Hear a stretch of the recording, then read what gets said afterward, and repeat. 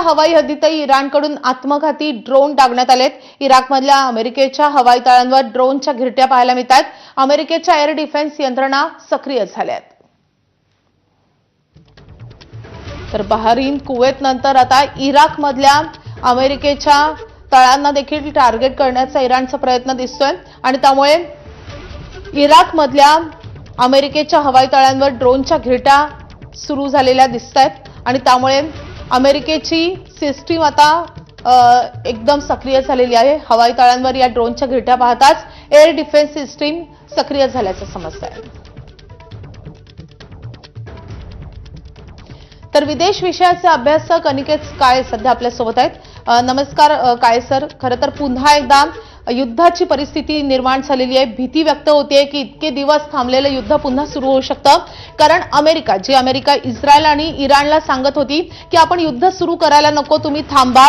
त्याच अमेरिकेकडून आता प्रतिहल्ले केले जात आहेत। इराण थांबायचं काही नाव घेत नाहीये। तर या परिस्थितीचा परिणाम नेमका काय होऊ शकतो, काय नेमकं होत आहे अमेरिका आणि इराणमध्ये? नमस्कार। अमेरिका आणि इराणचं युद्ध सुरू होऊन 100 पेक्षा जास्त दिवस आता उलटायला सुरुवात झालेली आहे आणि त्यामुळे सगळ्यात महत्त्वाचं म्हणजे अमेरिकेचा या युद्धातली जी भूमिका होती आणि इराणची भूमिका होती कधीच कॉन्क्रीट किंवा स्टेबल अशी नव्हती, कारण दोन्ही बाजूनी हल्ले प्रतिहल्ले चालू होते आणि इस्रायल अमेरिकेचा मित्र देश यामध्ये इन्व्हॉल्ड असल्यामुळे इस्रायलने लेबनॉनवरचे हल्ले कधीच थांबवले नाही। तर कधी त्याचं कारण घेऊन इराण हा अमेरिकेच्या मित्र राष्ट्रांवरती हल्ला करत होता, कधी अमेरिका हर्मुजचं कारण देऊन इराणवरती हल्ले करत होती।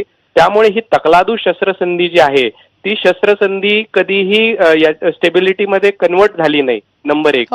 आणि जसं जसं हर्मुज खाडी बंद झाली, आंतरराष्ट्रीय बाजारात तेलाच्या किमती वाढत गेल्या, या युद्धाचे काही छुपे लाभार्थी तयार झाले।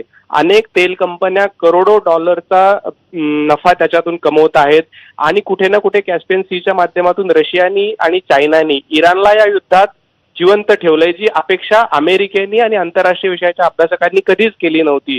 सुरुवातीला वाटलं होतं खामेनींचा अंत झाल्यानंतर कदाचित 2 ते 3 दिवसात युद्ध संपेल, इराणमध्ये सत्ता परिवर्तन होईल, पण आज 100 दिवस झाले तरी पण एक चिवट लढा इराण हा अमेरिकेला देतोय आणि अमेरिकेला हे लक्षातच येत नाही की इराणमध्ये ही ताकद, ही सपोर्ट इराणमध्ये येतो कुठून आहे। आणि त्याचाच परिपाक म्हणून कुठेतरी काल जे हल्ले झाले, अमेरिकेचं अपाचे हेलिकॉप्टर पाडलं, त्यानंतर डोनाल्ड ट्रम्प म्हटले ही काही मोठी घटना नाही, पण अमेरिकेचा त्याला जो असणारा रिस्पॉन्स होता तो जास्त मोठा होता, कारण 6 ठिकाणी अमेरिकेने हल्ले केले। त्यामुळे हे युद्ध नेमकं कुठल्या दिशेला जाते आता हे सांगणं अत्यंत कठीण आणि किचकट होऊन बसलेलं आहे। नक्कीच आता हे युद्ध इथेच थांबणार आहे का, की आणखी मोठं स्वरूप धारण करणारे पाहणं महत्त्वाचं असणार आहे। धन्यवाद सर या सविस्तर माहितीसाठी, प्रतिक्रियेसाठी। तर अमेरिका आणि इराणकडून पुन्हा एकदा हल्ले प्रतिहल्ले सुरू झालेले आहेत, त्यामुळे याचे परिणाम आता कसे होणार अशी शक्यता वर्तवली जाते, कारण पुन्हा एकदा तेलाच्या किमती कडाडणार का, युद्ध पुन्हा सुरू झालं, हॉर्मुझमधला व्यापार पूर्णपणे ठप्प झाला तर त्याचे मोठे परिणाम भोगायला लागू शकतात आणि त्यामुळे या हल्ल्यांमुळे जगभरात आता भीती व्यक्त होते आहे।